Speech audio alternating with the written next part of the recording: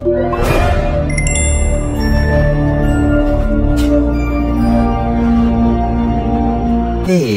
Up buddies. तो यार आज की हमारी मूवी का नाम है द डैड डोंट डाई।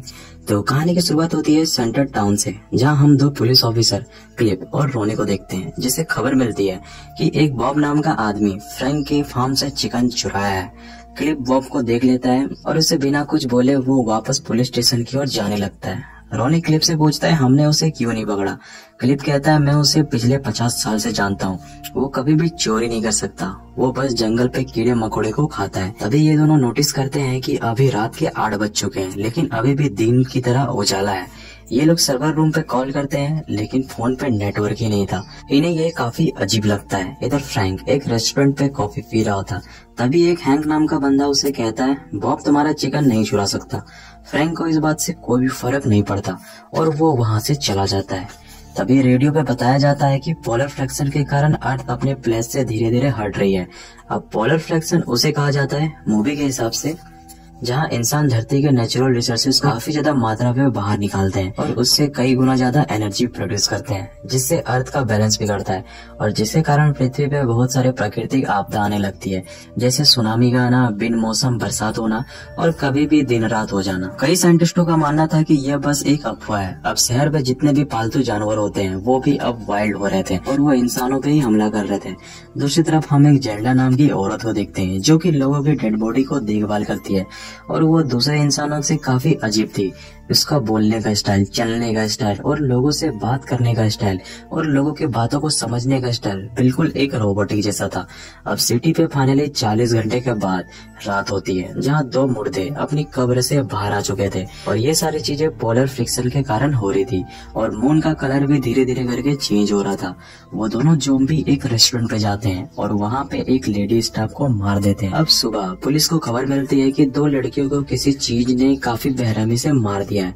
रोनी कहता है हो सकता है यह काम ज़ॉम्बी ने किया हो, क्योंकि मैंने काफी ज़ॉम्बी मूवी देखी है तो उस पे ज़ॉम्बी लोग कुछ इसी तरह से लोगों को मारते हैं। दूसरी तरफ हम एक कार पे जैक, जॉर्ज और माइकल को देखते हैं जो कि हॉलिडे पे सेंटर टाउन पे घूमने के लिए जा रहे होते हैं।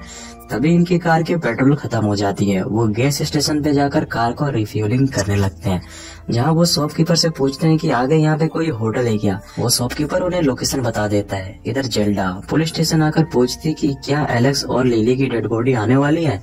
ऑफिसर कहती है नहीं, जेल्डा उस डेड बॉडी की बात कर रही थी जिसे पिछले रात ज़ॉम्बी ने मारा था। इधर वो तीनों दोस्त उस होटल पे पहुंच जाते हैं जहाँ पिछले रात 2 लड़कियों को ज़ॉम्बी ने मार दिया था और उसी होटल के बाहर क्लिप और रोनी भी मौजूद थे जो होटल के मालिक से बात कर रहे होते हैं। जॉर्जी आकर उनसे पूछती है कि यहाँ कोई रेस्टोरेंट है क्या। क्लिप बताता है कुछ कारण से यह शहर का एक लौता रेस्टोरेंट अभी 1 महीने के लिए बंद रहेगा।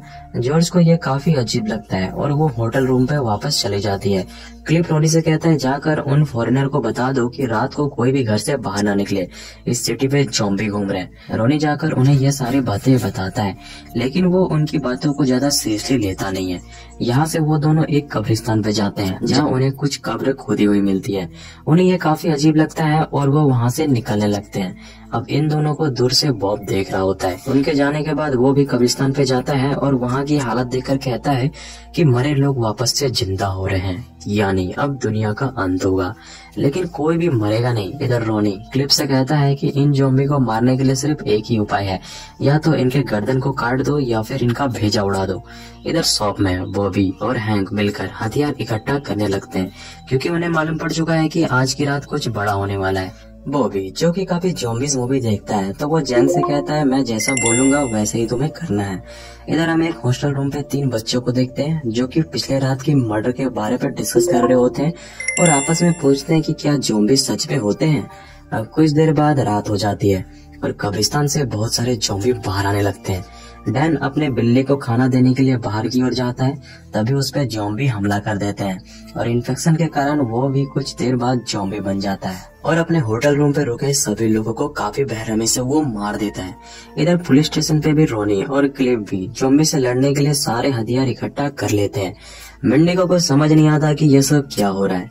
और वो काफी ज्यादा नर्वस होती है। रोनी बताता है कि ज़ॉम्बी हम पे हमला करने वाले हैं और ये सब पोलर फ्लेक्शन के कारण हो रहा है। तभी एक पुलिस स्टेशन पर पड़ी डेड बॉडी जिंदा हो जाती है। सभी लोग ये देखकर काफी ज्यादा डर जाते हैं, ये देखकर काफी हैरान होते हैं और समझ जाते हैं कि मरे हुए लोग सच में जिंदा हो रहे हैं। रोनी एक झटके में उस ज़ॉम्बी का सिर उड़ा देता है और वहाँ ब्लड की जगह कार का साइलेंसर की तरह धुआं निकल रहा होता है। दूसरी तरफ जेल्डा अपने घर पे रखी डेड बॉडी का मेकअप कर रही होती है। तभी वो डेड बॉडी जिंदा हो जाती है। जेल्डा कहती है पूरा मेहनत बर्बाद, और वो ज़ॉम्बी का सिर एक ही बार पे उड़ा देती है। दूसरी तरफ फ्रैंक अपने घर पे होता है, जिसका दरवाजा कोई नॉक कर रहा होता है। फ्रैंक दरवाजा खोलता है तो ज़ॉम्बी उसे पकड़ लेते हैं और वो फ्रैंक को मार पाते हैं। वो ज़ॉम्बी को शूट कर देता है। इधर बॉबी और हैंक भी गैस स्टेशन पे फंस चुके हैं और दरवाजा तोड़कर वो ज़ॉम्बी अंदर की ओर आने लगते हैं। दोनों मिलकर सभी ज़ॉम्बी का सिर काट देते हैं, लेकिन गोलियों की आवाज सुनते ही वहाँ पे और भी ज्यादा ज़ॉम्बी आ जाते हैं। इधर हम एक हाई स्कूल के हॉस्टल को देखते हैं, जहाँ पे ज़ॉम्बी ने अटैक कर दिया है और उन लोगों ने स्कूल के सारे गार्ड्स को भी मार दिया है।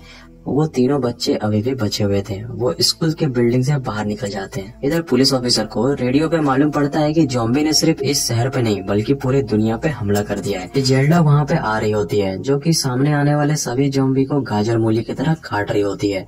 जेल्डा क्लिप से कहती है कि क्या तुमने इस हालत से निपटने की तैयारी कर ली है? क्लिप कहता है हाँ, हम हथियार लेकर पूरे शहर पर पेट्रोलिंग करेंगे और जिसको भी मदद की जरूरत होगी हम उसकी मदद करेंगे।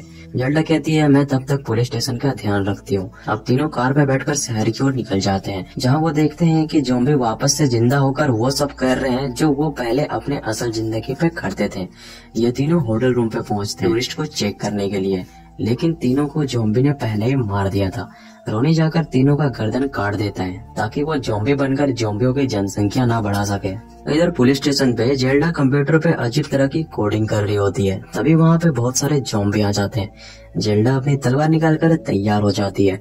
दूसरी तरफ बॉबी और हैंक गैस स्टेशन पे बैठकर सोचते हैं कि सारे ज़ॉम्बी तो जा चुके हैं और वो काफी ज्यादा खुश होते हैं। तभी पीछे के गेट से बहुत सारे ज़ॉम्बी अंदर आकर वो दोनों को काट के अपनी ज़ॉम्बी की टीम पे शामिल कर लेते हैं। दूसरी तरफ हॉस्टल के बच्चे भी ज़ॉम्बी से बचकर बिल्डिंग से बाहर निकल जाते हैं। इधर फ्रैंक को भी ज़ॉम्बी आकर अपने टीम पे शामिल कर लेते हैं और ये सब बॉब जंगल पे चिकन खाते हुए देख रहा था, यानी उसी ने फ्रैंक का चिकन को चुराया था। इधर क्लिप रोड पे गाड़ी लेकर आगे की ओर बढ़ ही रहा था। तभी इनकी कार के नीचे बहुत सारे ज़ॉम्बीज आ जाते हैं, जिसके कारण कार आगे नहीं बढ़ रही होती है। तभी उन्हें सारे ज़ॉम्बी पूरे कार पे घेर लेते हैं। तभी उन्हें ज़ॉम्बी में से एक मिंडी की दादी होती है और वो मिंडी मिंडी चिल्लाने लगती है। मिंडी एक तो पहले से काफी ज्यादा डरी हुई थी और उससे ये सब देखा नहीं जाता है, तो वो कार से बाहर निकल जाती है और ज़ॉम्बी उसे काट लेते हैं और वो भी ज़ॉम्बी के टीम पे शामिल हो जाती है।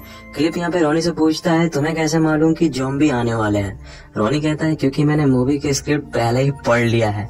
अब ये मूवी बस एक हॉरर कॉमेडी के लिए बनाया गया है। इधर जेल्डा अपनी कार पे बैठकर शहर के बीचों बीच चली जाती है। तभी वहाँ पे एक यूएफओ आता है, जिसपे बैठकर जेल्डा वहाँ से चली जाती है। यानी वो अजीब हरकत इसलिए कर रही थी क्योंकि वो एक एलियन थी। क्लिप रोनी से पूछता है कि क्या ये भी स्क्रिप्ट में था? रोनी कहता है राइटर ने मुझे एलियन के बारे में तो कुछ भी नहीं बताया था, शायद डायरेक्टर ने स्क्रिप्ट में छेड़छाड़ की है। क्लिप पूछता है कि क्या हम जिंदा बचेंगे? रोनी कहता है स्क्रिप्ट में लिखा हुआ था कि दुनिया के सारे इंसान ज़ॉम्बी के टीम पे शामिल हो जाएंगे। दोनों को मालूम पड़ चुका है कि आगे उन्हें डायरेक्टर मार ही देगा, इसलिए वो दोनों ज़ॉम्बी के ऊपर हमला कर देते हैं। लेकिन ज़ॉम्बी की संख्या काफी ज्यादा होती है, इसलिए वो दोनों भी ज़ॉम्बी के टीम पे शामिल हो जाते हैं और बॉब ये सारी चीजें दूर से देख रहा होता है। कहीं यही तो डायरेक्टर नहीं? अब किसी को अगर कंफ्यूजन हो रहा है तो मैं बता दूं, यह बस एक कॉमेडी हॉरर है और इसी के साथ ये मूवी